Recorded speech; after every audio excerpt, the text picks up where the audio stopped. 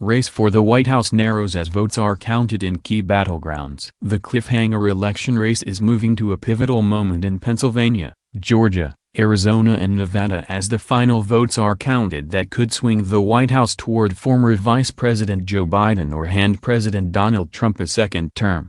2 days after Election Day, the churn of results is expected to offer more clarity Thursday on the destiny of the race and when the final result might become known. Biden currently leads with 253 electoral votes to Trump's 213, and 270 electoral votes are needed to win the presidency. If the former vice president wins Pennsylvania, the race will be over. Thousands of mostly mail-in votes remain uncounted so far, with Biden trailing by just more than 135,000 votes. The Keystone State's Lieutenant Gov. John Fetterman, a Democrat, told CNN that the result could come as early as Thursday and that he believed outstanding ballots in areas that favor Democrats would deliver a clear win for Biden. The Democratic nominee has also been making a run in Georgia, which has 16 electoral votes, where the president's lead dwindled to about 18,500 votes overnight as results came in from Fulton County around Atlanta with 96% of the state vote count reported. There are more than 60,000 votes left to be counted in the state, Gabriel Sterling, a Georgia voting official, said in a news conference Thursday. The story was reversed in Arizona, where several tranches of votes from Maricopa County, which includes Phoenix, narrowed Biden's lead to just under 69,000 votes with Trump's team insisting the president will eventually prevail and keep his hopes of a path to 270 alive.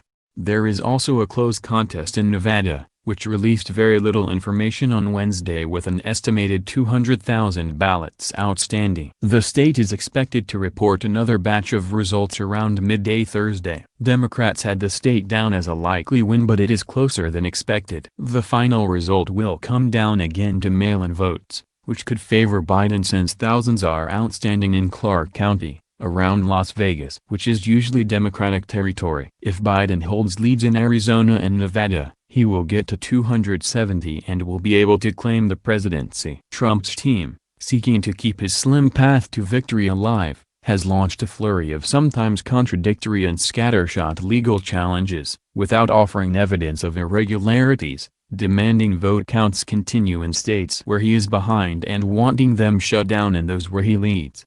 "Stop the count," Trump tweeted Thursday morning, even though taking such action would freeze the race and give an advantage to his opponent, and the fact that carrying out his demand would be akin to voter disenfranchisement with tens of thousands of legally cast ballots still being counted.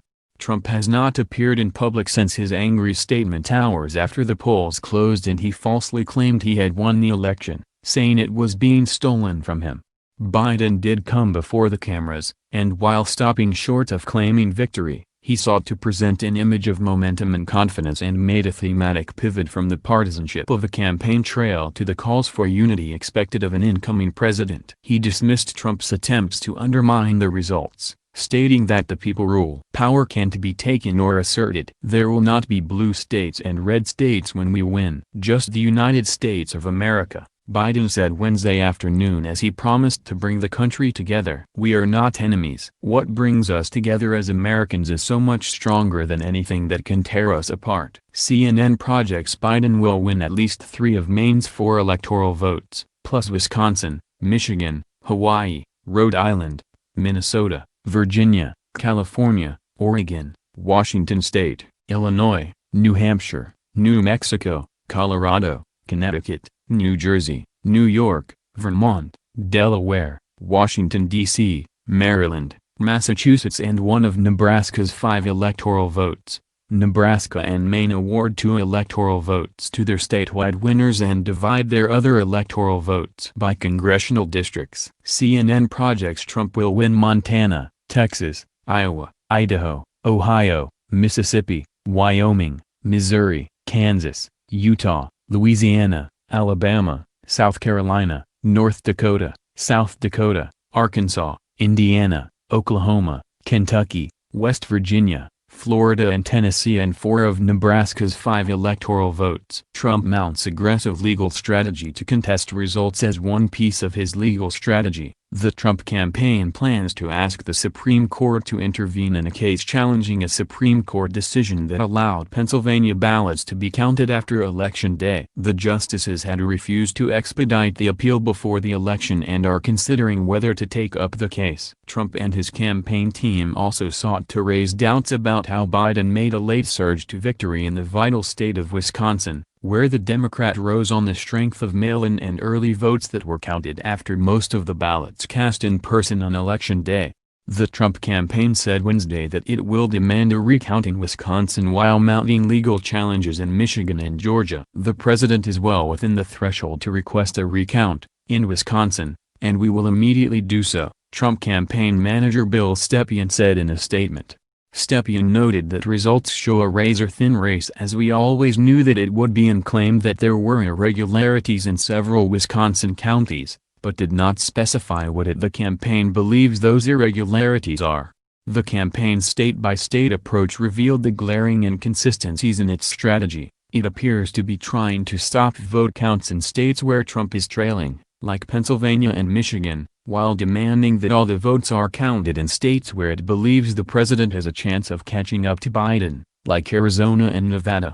Candidates can ask for a recount in Wisconsin if they are within 1% of the winner's vote total, but the recount cannot be formally requested until completion of the canvass, which could be as late as November 17. It seems highly unlikely that a margin the size of Biden's lead in Wisconsin, about 20,000 votes, could get reversed on a recount. But because the margin is less than 1%, the Trump campaign is well within its rights to request a recount. With CNN's Kevin Liptak reporting that even Trump himself appears to skeptical of the thin basis for some of the challenges that his campaign is filing, the campaign said it plans to file a lawsuit in Georgia claiming that a Republican poll observer in that state witnessed 53 late absentee ballots illegally added to a stack of on-time absentee ballots in Chatham County. Trump offered a less than enthusiastic endorsement of his team's legal strategy in phone calls with some of his allies on Wednesday, sounding resigned to the plan, falling short and questioning why his team hadn't successfully challenged voting rules before the election, even as he remained willing to see it through, CNN reported. The Trump campaign also said it is filing a lawsuit in Michigan asking the state to halt its count because it has not been provided with meaningful access to numerous counting locations to observe the opening of ballots and the counting process, as guaranteed by Michigan law. Ryan Yervy, a spokesperson for Michigan Attorney General Dana Nessel, responded to the threat of the lawsuit by saying in a statement that Michigan's elections have been conducted transparently, with access provided for both political parties and the public. Trump campaign officials said Wednesday afternoon that they believe the president can hold his lead in Pennsylvania, but they are also suing the Commonwealth, claiming that Democratic election officials are hiding the ballot counting and processing from Republican poll observers. Trump deputy campaign manager Justin Clark said the aim of the lawsuit is to temporarily halt counting until there is meaningful transparency and Republicans can ensure all counting is done above board and by the law. The president is making baseless claims that the election, which had looked more favorable to him late on Tuesday before hauls of early votes started being tabulated, is being stolen from him, and demanding that vote counting in some areas should stop. An appearance in the White House East Room in the early hours of Wednesday in which he falsely claimed victory represented his most brazen threat yet to the democratic principles that underpin the U.S. political system.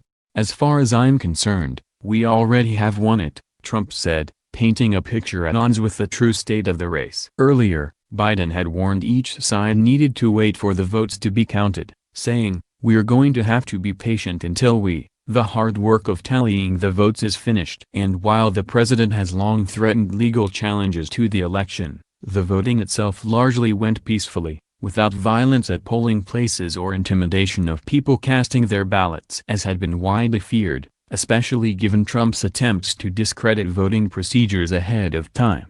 But the election did not turn into the wholesale repudiation of the president and his wrecking ball presidency that Democrats had hoped for. Trump demonstrated a remarkable bond with his base of mainly white voters in rural areas and a new connection with groups of Latino voters in some states.